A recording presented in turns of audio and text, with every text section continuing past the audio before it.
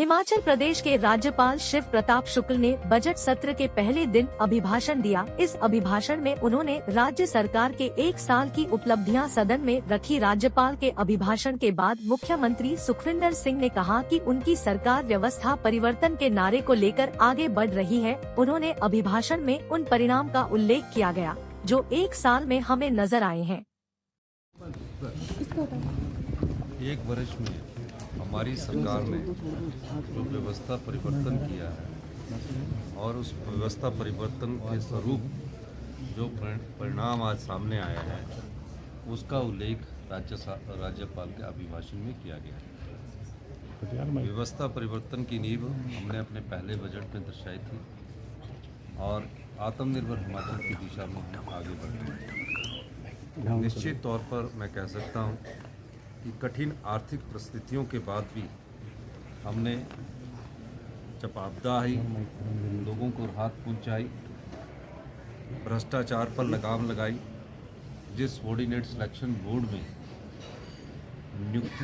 नौकरियां बेची जाती थी और उसकी हमने इन्वेस्टिगेशन करवाई और उसके बाद जब हमने पाया कि ये धंधा काफ़ी समय से चल रहा है उस सबॉर्डिनेट सिलेक्शन बोर्ड को हमने भंग किया। वो हमारे 1 साल की भ्रष्टाचार पर लगाम लगाने की एक उपलब्धता है। आपदा में हमने लोगों को सहायता पहुंचाई।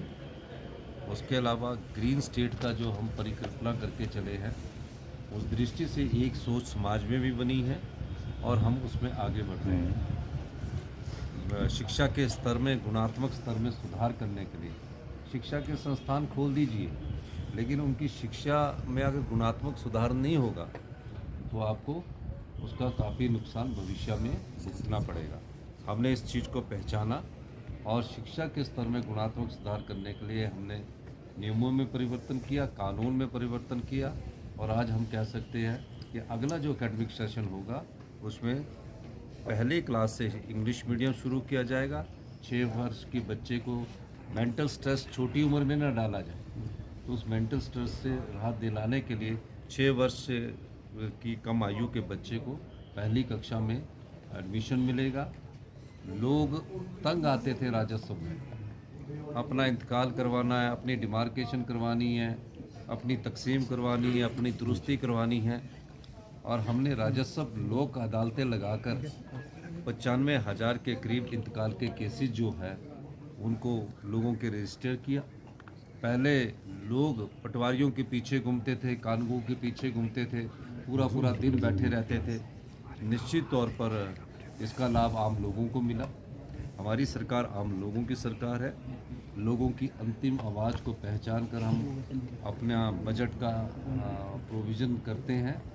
जो अनाथ बच्चे थे, जो कभी ज़िंदगी में सोच नहीं सकते थे कि उनके लिए भी कोई सरकार ऐसी योजना लाएगी, योजना को तो हम लाए ही हैं, लेकिन हिंदुस्तान का पहला अनाथ बच्चों को जो शिक्षा देने का संबंध है, जब उसकी उम्र परिपक्व हो जाएगी 27 साल तक, सारा खर्चा उसका सरकार लाएगी। इस प्रकार की योजनाएं हमने समाज के हित में लाई है।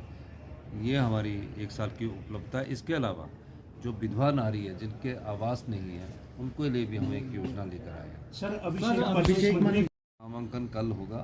आज शाम को हमारी विधायक दल की बैठक है 7 बजे और उनका कल सुबह उनका जो मुहूर्त निकला होगा उसके हिसाब से उनका नामांकन होगा और निश्चित तौर पर अभिषेक मनु सिंघवी जी हमारे एक वरिष्ठ सुप्रीम कोर्ट के अधिवक्ता है। पार्टी ने उन्हें उम्मीदवार बनाया। हम सब लोग उसका स्वागत करते हैं। Thank you. शिमला से कैमरामैन युगमर्ग टीवी।